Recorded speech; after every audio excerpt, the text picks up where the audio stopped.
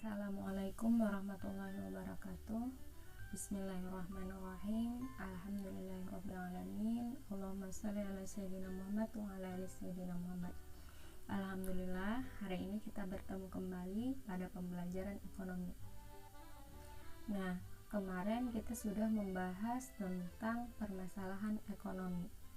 Nah, permasalahan ekonomi itu akan bisa diatasi dibantu dengan adanya sistem ekonomi.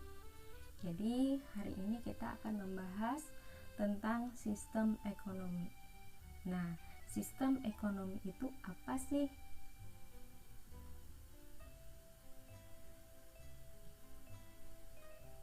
Nah, yang pertama kita kenali dulu pengertiannya. Sistem ekonomi itu adalah sistem yang mengatur kondisi perekonomian suatu negara sesuai kondisi negara itu sendiri. Nah, jadi manfaat dari sistem ini agar kondisi perekonomian suatu negara itu bisa stabil, tidak mengalami yang namanya permasalahan. Nah, sistem ekonomi itu terbagi menjadi 4. Yang pertama, sistem ekonomi tradisional. Yang kedua, sistem ekonomi komando atau terpusat. Yang ketiga, sistem ekonomi pasar bebas atau liberal. Yang keempat, sistem ekonomi campuran. Yang pertama, kita bahas dulu tentang sistem ekonomi tradisional.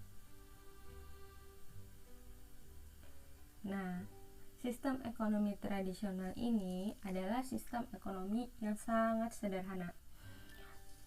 Yang pertama dulu, teknik produksi dipelajari secara turun-temurun dan bersifat sederhana.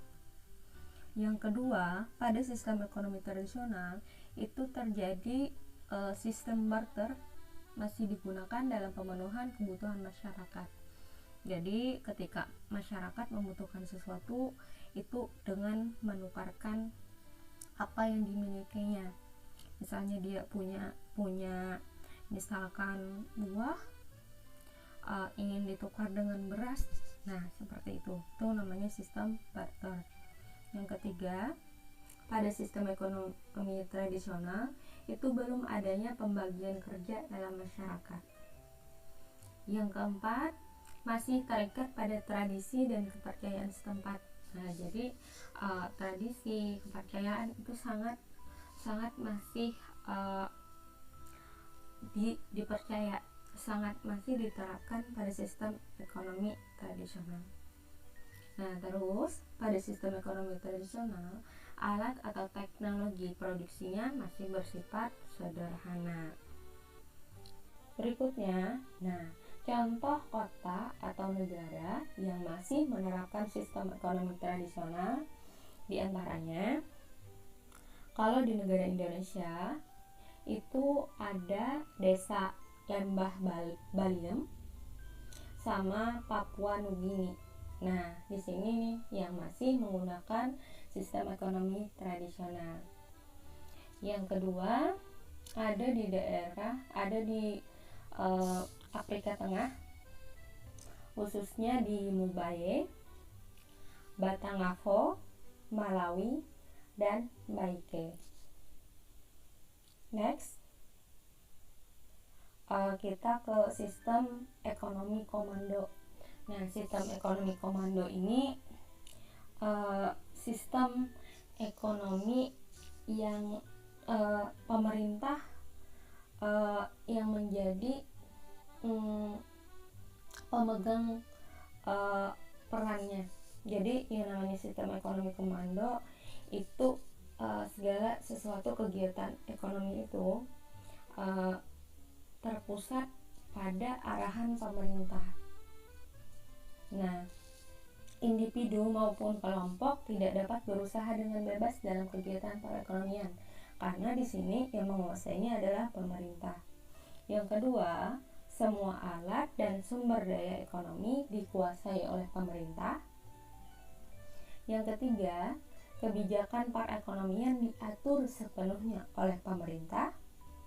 Yang keempat, hak dan kebebasan individu tidak diakui negara. Yang kelima, jenis pekerjaan dan pembagian kerja diterapkan dan diatur pemerintah. Nah, jadi pada sistem ekonomi komando ini semuanya diatur sama pemerintah. Dari kegiatan produksinya, kegiatan distribusinya, kegiatan konsumsinya itu diatur oleh pemerintah. Nih, contoh contoh kota atau negara yang masih menerapkan sistem ekonomi komando. Yang pertama ada Belarusia, Iran, Korea Utara, Kuba, Libya, Rusia, dan Tiongkok. Dan untuk Tiongkok ini dia katanya sudah tidak menerapkan sistem ekonomi komando lagi, tapi mengarah ke sistem ekonomi liberal. Berikutnya, sistem ekonomi pasar atau liberal. Nah, kalau sistem ekonomi pasar atau liberal, setiap individu atau swasta bebas menggunakan barang dan atau jasa yang dimilikinya. Yang kedua, segala bentuk aktivitas ekonomi dilakukan oleh masyarakat. Yang ketiga, pemerintah tidak melakukan intervensi atau campur tangan dalam pasar. Pemilik modal berhak memiliki sumber-sumber produksi. Terjadi persaingan yang ketat dalam kegiatan ekonomi. Nah, jadi pada sistem ekonomi liberal ini masyarakat diberikan kebebasan dalam mengelola usahanya, dalam menentukan pekerjaannya nantinya. Nah, dan juga untuk misalkan berbagai aktivitas ekonomi yang dilakukan oleh masyarakat itu diserahkan pemerintah sepenuhnya kepada masyarakat. Jadi tidak ada pemerintah itu lebih mendominasi mengatur ini itu enggak ada.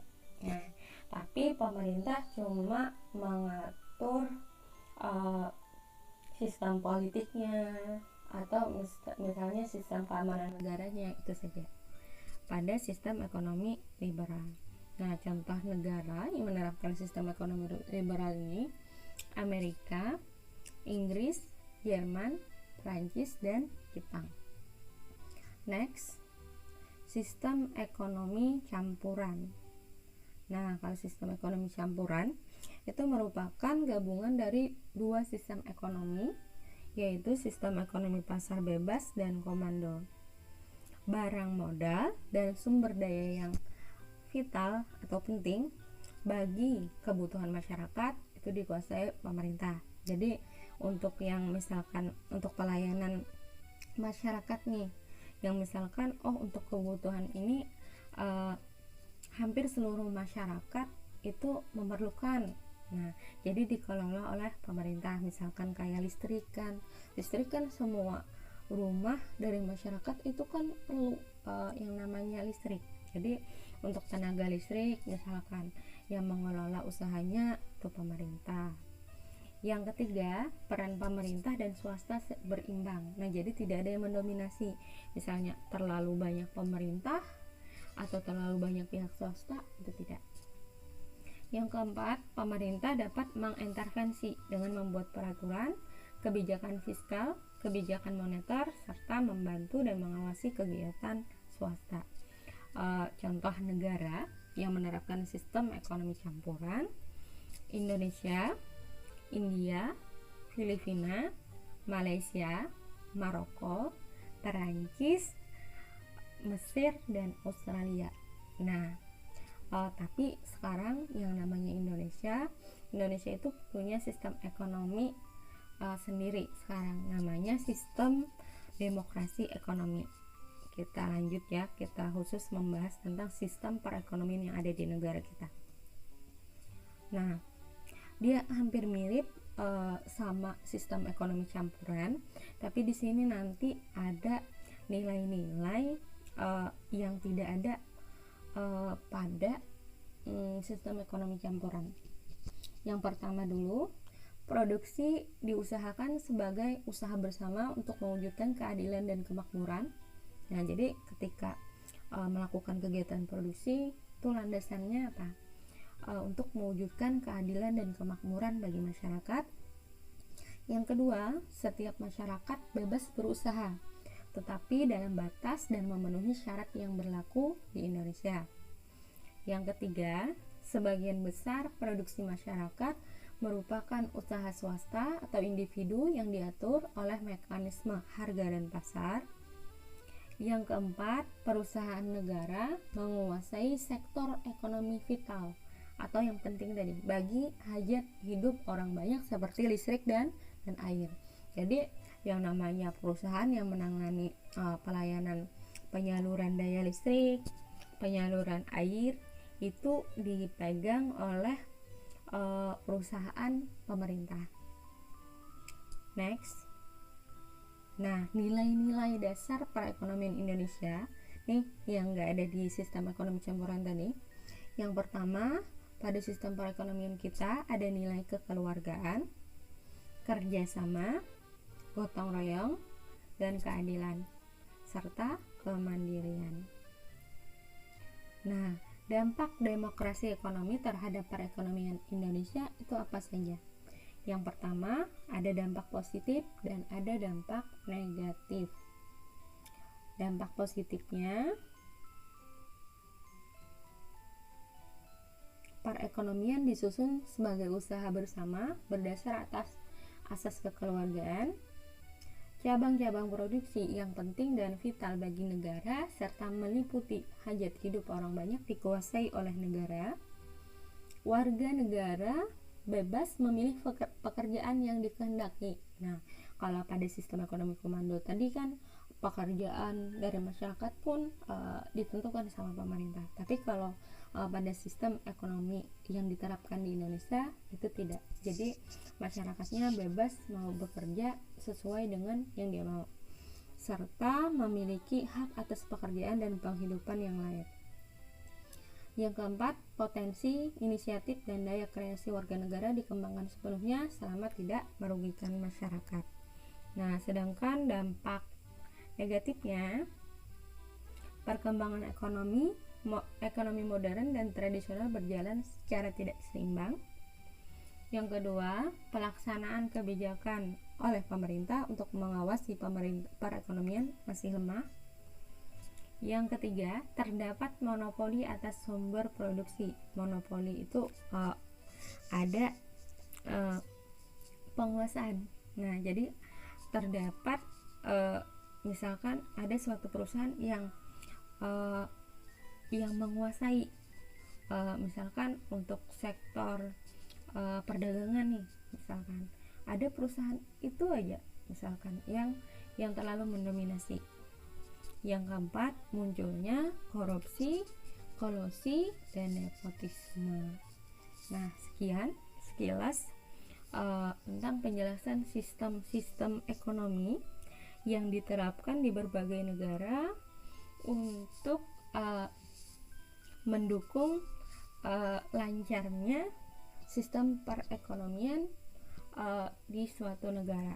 Jadi dari Ustazah ini untuk menambah pengetahuan kita, paling tidak kita tahu sistem perekonomian yang ada di Indonesia itu sistem perekonomian yang seperti apa.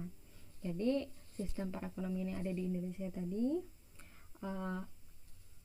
sama persis tadi seperti sistem ekonomi campuran. Jadi peran pemerintah dan peran pihak swasta itu seimbang. Terus ada nilai-nilai yang merupakan ciri khas dari sistem perekonomian yang ada di Indonesia. Ada nilai kekeluargaan tadi, ada nilai gotong royong, ya kan, dan lainnya ada 5 tadi, ya. Sekian, semoga bermanfaat. Assalamualaikum warahmatullahi wabarakatuh.